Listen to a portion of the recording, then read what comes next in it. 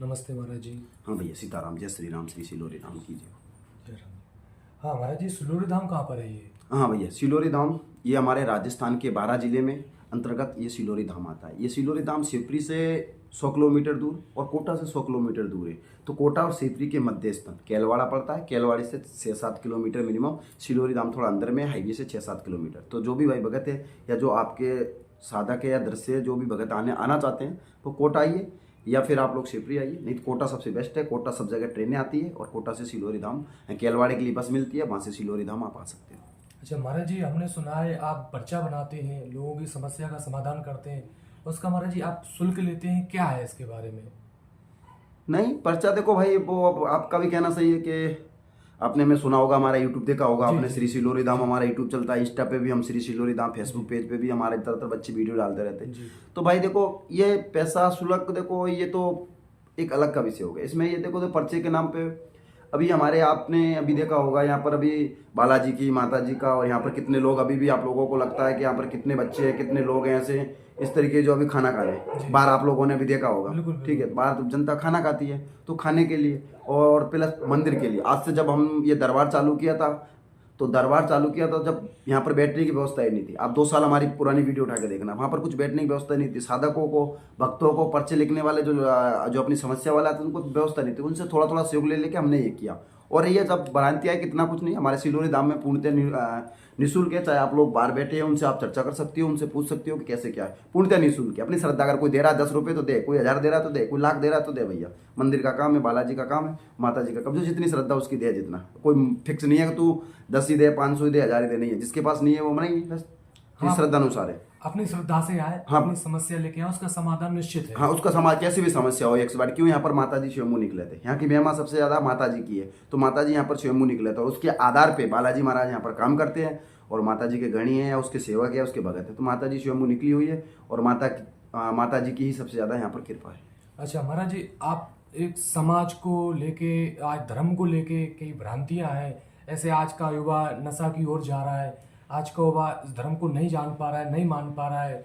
आप देख रहे हैं धर्म कितना विचलित हो रहा है युवा, उसके लिए क्या संदेश देना चाहते हैं? देखो भैया, पहले तो देखो, आज के युवाओं के मन में आपको पता है कि ठूस ठूस के रोक दिया गया कि तू बंजारा है, तू चमार है, तू बर्मा है, तू रांची है, तू काची है, तू राजपूत है, तू ठाकुर है, तू फलाना, तू ढिमका, पता नहीं क्या क्या लोगों ने। ये कौन है? ये अपने ऊपर बैठे लोग हैं, सही। समझ में, जो ऊपर से जो काम कर रहे हैं देश को तोड़ने के लिए, राजनीति कर रहे हैं। तो वो लोगों ने ही भर दिया कि तू बंजारा है, तू गडरिया है, तू फलाना है, तू ढिमका है, तू ब्राह्मण है, तू बनिया है, तू शुद्र है, तू फलाना ढिमका, तो तू मंदिर में नहीं। ये तो लोगों ने देखो, ये ऊपर बैठी हुई मिशनरियां या ऊपर बैठे हुए जो लोग हैं, जो धर्म के प्रति जो तोड़ने का काम करते, उन लोगों का षड्यंत्र है। उन लोगों में षड्यंत्र में क्या, जो गरीब गुरबे लोग हैं वो लोग आ जाते हैं, और आजकल पढ़े लिखे लोग भी उनकी भ्रांतियों में आ जाते हैं, क्योंकि वो भी ऑप्शन में ऑप्शन छेड़ने लग जाते हैं।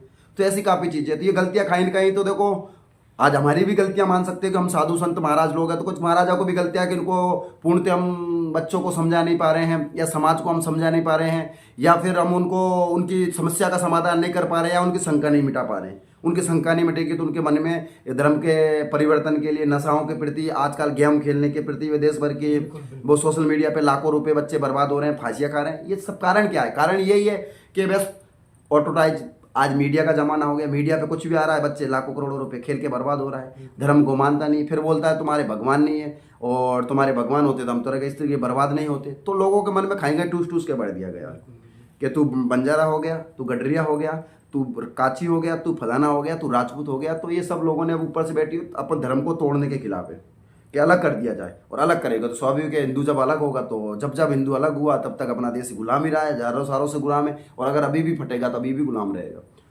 हो भी रहा है महाराज जी। ऐसे आप कुछ अपने विचार रखेंगे बांग्लादेश तो हाँ, बांग्लादेश जैसे अभी आप देख रहे हो, बांग्लादेश में अभी एकता नहीं है। बिल्कुल। कारण क्या है? एकता। आज हिंदू की परिस्थितियां ये है कि ये गलत है कि मैं मेरे धर्म का कट्टर हूँ, बिल्कुल। स्वाभाविक, चाहे आप कोई भी हो, आप अपने धर्म के प्रति कट्टर रहिए। मैं मेरे धर्म के कट्टर, मैं हिंदू हूँ, मैं सनातनी हूँ, तो मैं मेरे धर्म के प्रति कट्टर हूँ।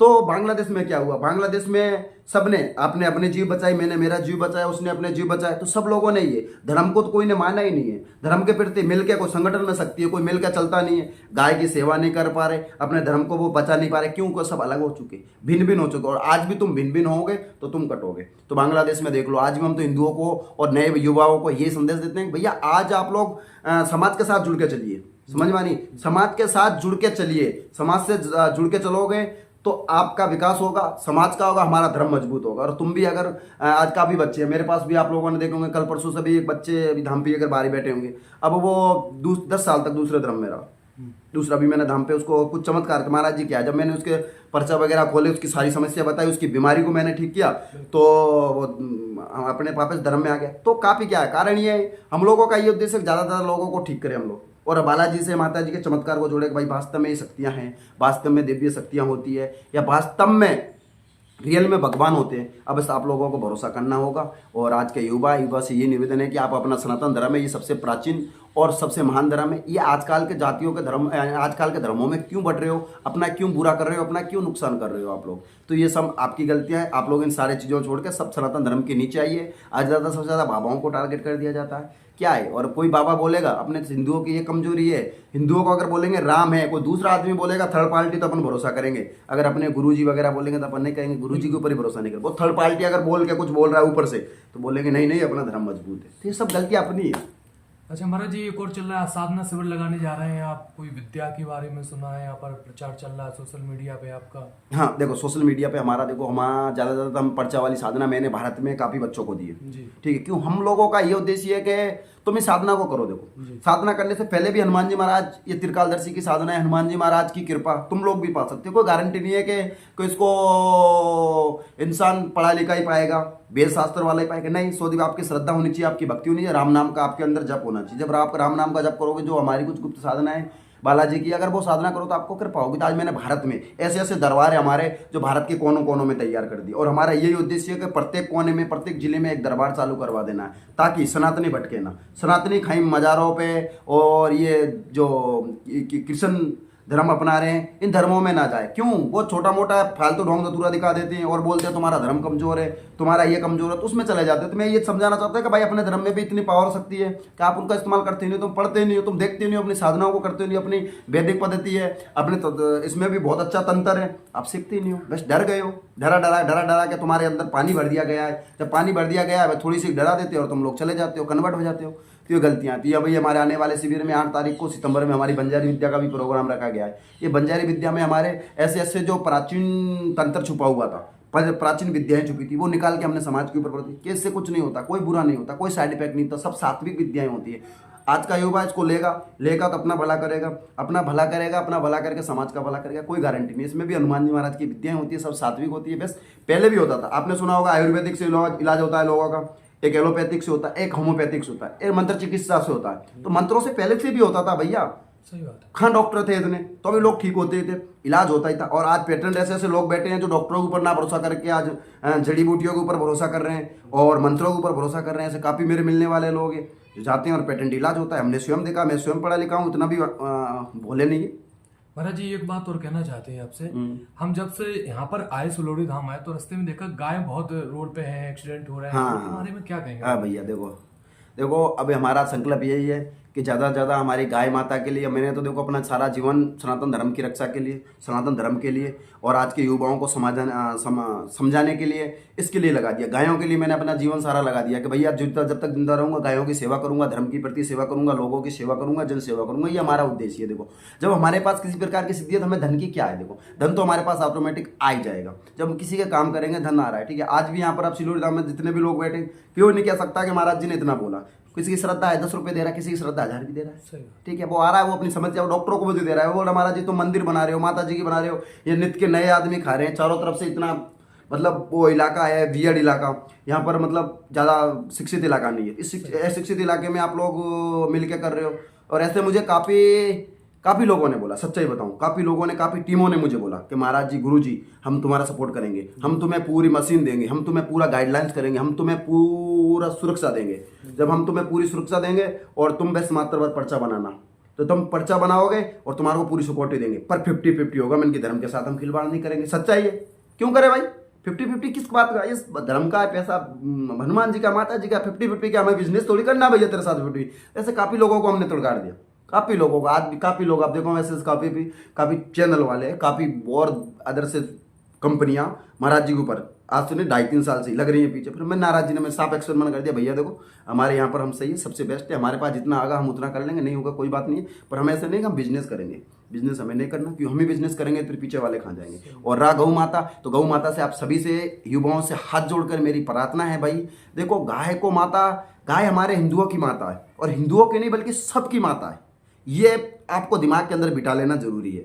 अब इसकी विशेषताएं अगर हम गाय की विशेषताएं अगर उनकी बताएं कि गाय उसको जानवर नहीं कहते, हम माता कहते हैं। भैंस को माता क्यों नहीं कहते, बैल को सॉरी उसको गधे को माता क्यों नहीं कहते, गधे को बाप क्यों नहीं कहते, और भी अनंतर पशु है, भेड़ है, बकरी है, उनको तो अपन माँ नहीं कहते, गाय को क्यों कहते हैं। देखो गाय को माता हमारे ऋषि मुनियों ने और हमारे जितने भी जो महाराज वगैरह रहे हैं, जो आचार्य वगैरह रहे, उन्होंने सबने अनुदान किया है, सारे आयुर्वेदिक ने भी अनुदान किया गाय के ऊपर कि माँ के तत्व में 16 प्रकार के जो तत्व पाए जाते हैं, उसके दूध में 16 प्रकार के जो पॉजिटिव तत्व पाए जाते हैं वो गाय में पाए जाते हैं। जो माँ बच्चे को दूध पिलाती है, जो दूध बच्चे के अंदर जाता है वो गाय के दूध में वही पॉजिटिव होते हैं। तो माँ का और गाय का दूध सोना, ये 16 प्रकार के तत्व उसके अंदर पाए जाते हैं। ठीक है, गाय का घी सबसे बेस्ट बताया गया, गाय का दूध सबसे बेस्ट बताया गया, गाय का मूत्र जो आज हमने काफी कैंसर वालों को दी और कहा कैंसर वालों को रिजल्ट मिला है जी। तो ये इसकी विशेषता है। ऐसा भैंस का मूत्र पिला दो, भैंस के मुंह से कुछ होगा नहीं, उसको नाप के देखो और इसका नाप के देख लो। गाय का तुम पीते हो, मेरी गारंटी है तुम्हारे, अगर तुम गाय का मूत्र डेली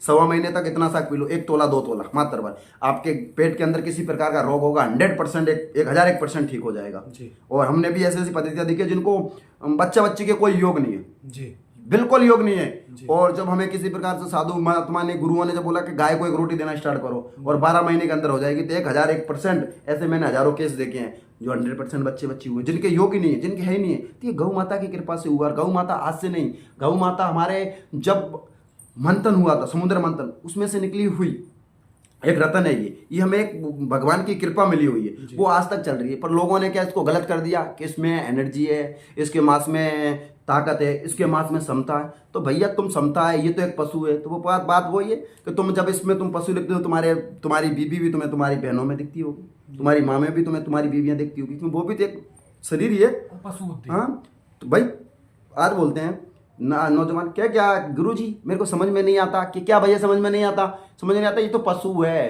क्या है खाने में, क्या है इसके अंदर तो एनर्जी। तो भैया तुम इसका भिन्न नहीं समझते, मैं समझ, मैं तो बोल रहा हूँ तुम्हारे घर में बहन है, तुम्हारी पत्नी को उसको समझो भाई, वो भी तो एक स्त्री है ना, उसमें क्या है, वो भी तो एक स्त्री है। तो फिर ये चीजें देखो आपको समझना पड़ेगा। युवाओं को आज जितने भी युवा हैं, देखो भाई अगर आप साथ रह के मिल के चलोगे तो संगठन में शक्ति है, नहीं तो बांग्लादेश जैसा आपका हालत होना 1001% ही हम लिख के दे रहे हैं, ये भविष्यवाणी मान के चलो। आज आपको जागना ही पड़ेगा।